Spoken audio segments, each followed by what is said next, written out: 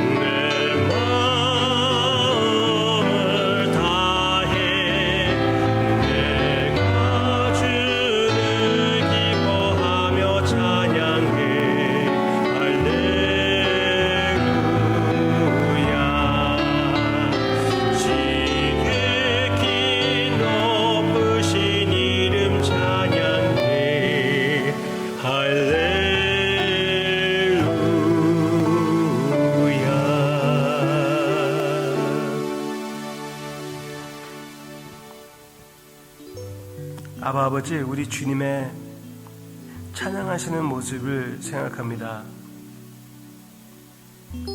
배신당하시는 그날 제자들과 식사하신 후 찬양하셨던 주님의 모습, 십자가상 위에서 마지막 호흡을 가지고 아버지께 바쳐드린 그 찬양, 그 찬양에 참여하게 해주심을 감사를 드립니다.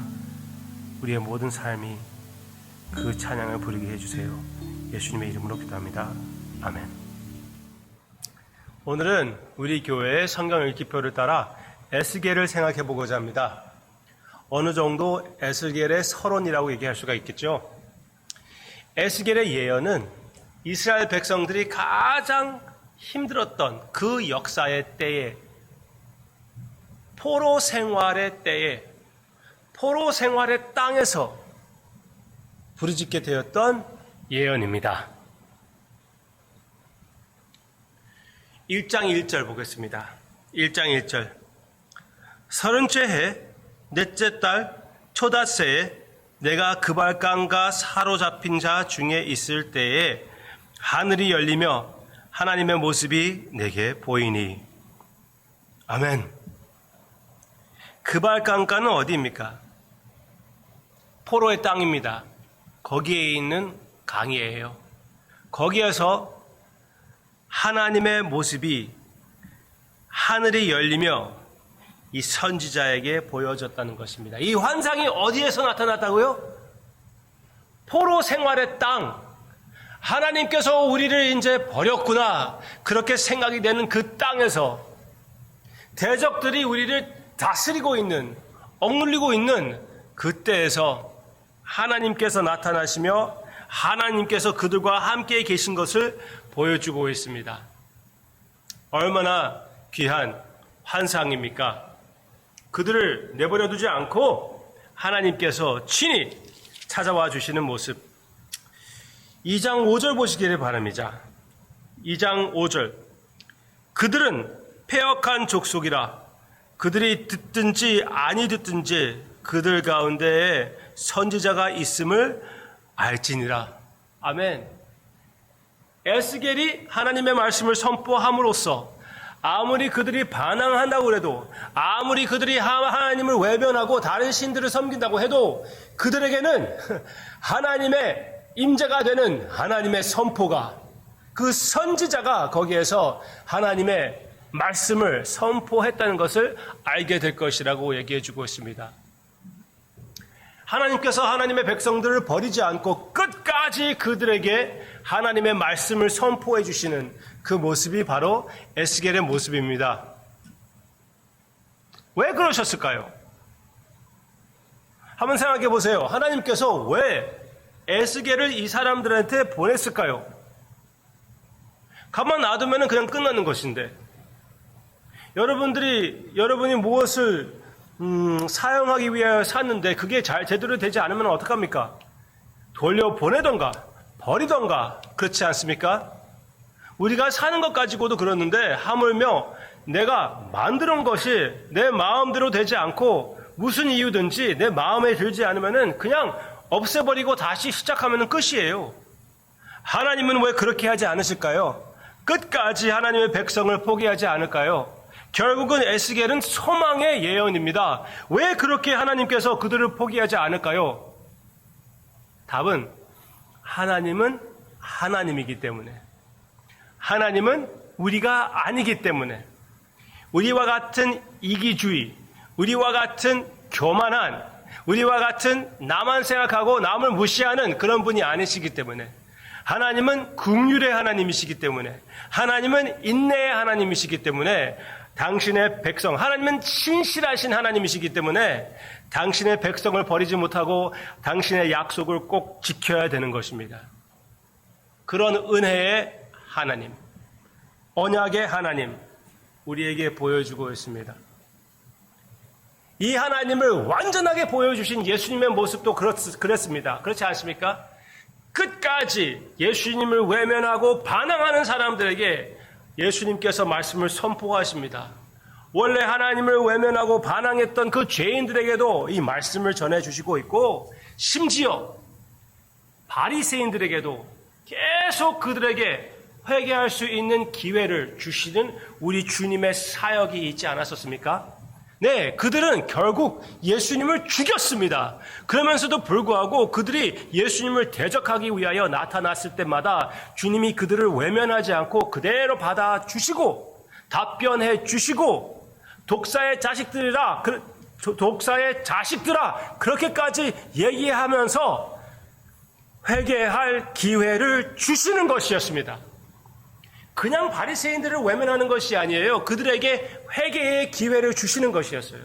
그래서 그들 중에 몇 명은 회개를 했습니다. 요셉과 같은 사람, 니고데모와 같은 사람, 이 사람들은 예수님이 십자가에 돌아가신 후 모든 제자들이 도망갔을 때 예수님의 몸을, 그 시신을 찾아서 제대로 된 장례를 치료해 준 사람들이 아닙니까? 네, 분명히 그렇습니다.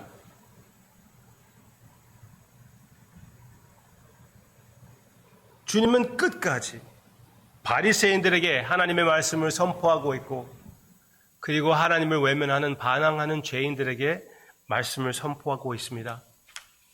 그때에도 그랬고 지금도 역시 그렇습니다. 히브리서 1장 1절, 옛적에 선지자들을 통하여, 에스겔과 같은 선지자들을 통하여 여러 부분과 여러 모양으로 우리 조상들에게 말씀하신 하나님이 이 모든 날 마지막에는 아들을 통하여 우리에게 말씀하셨으니, 이 아들을 만유의 상속자로 세우시고 또 그로 말미암아 모든 세계를 지으셨느니라. 이는 하나님의 영광의 광채시요 그 본체의 형상이시라. 그의 능력의 말씀으로 만물을 붙드시며 죄를 정결하게 하는 일을 하시고 높은 곳에 계신 지극히 크신 이의 우편에 앉으셨느니라. 그이가 누구입니까? 예수님입니다.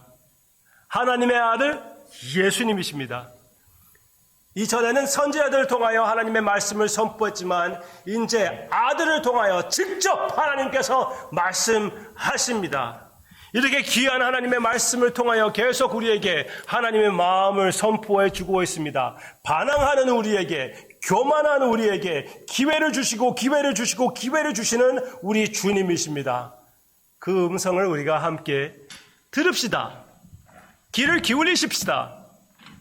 이것이 우리에게 주어진 큰 기회입니다.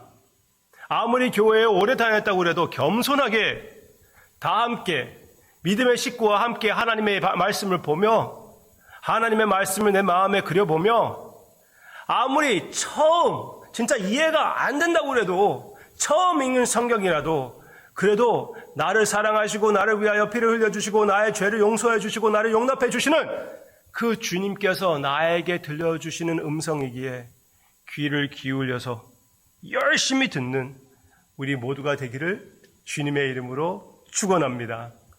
예수님께서, 아니 에스겔이 아니라 예수님께서 말씀하십니다.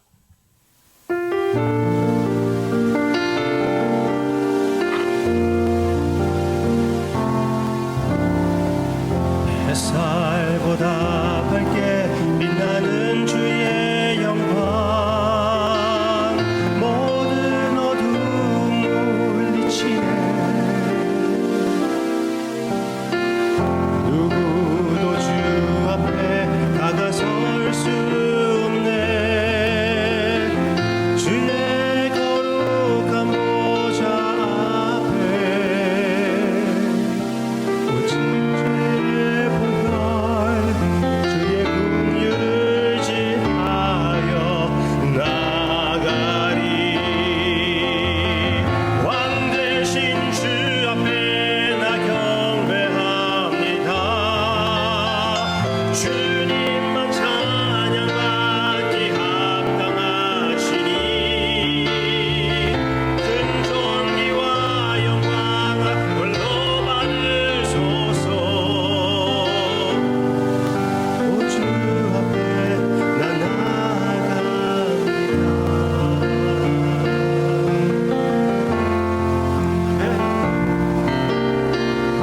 햇살보다 밝게 빛나는 주의 영광,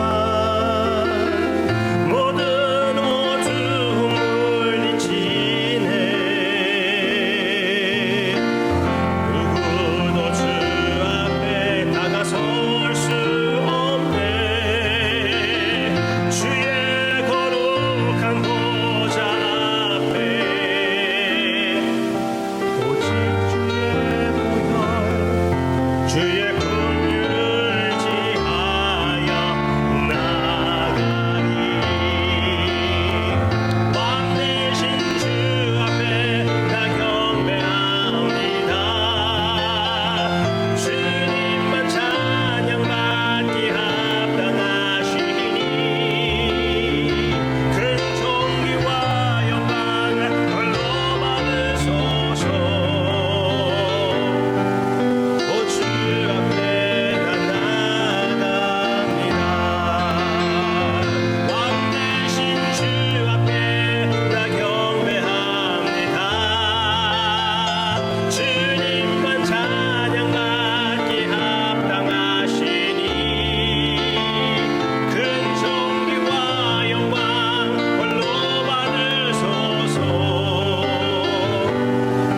오 주 앞에 나 나아갑니다. 오 주님 내가 나아갑니다. 오 주님 내가 나아갑니다.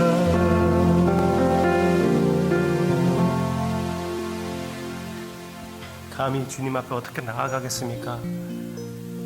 주님께서 그 길을 예비하지 않으셨다면, 주님께서 그 길을 예비해 주시고 주님의 음성을 들려주셔서 우리의 귀를 기울일 수 있게 해주심을 감사를 드립니다. 이 시간에도 우리의 마음에 주님의 음성을 들려주시고 그 음성을 순종할 기회를 주심을 감사를 드리며 그렇게 살기로 결심하며 주님께 영광을 돌리며 예수님의 이름으로 기도합니다. 아멘.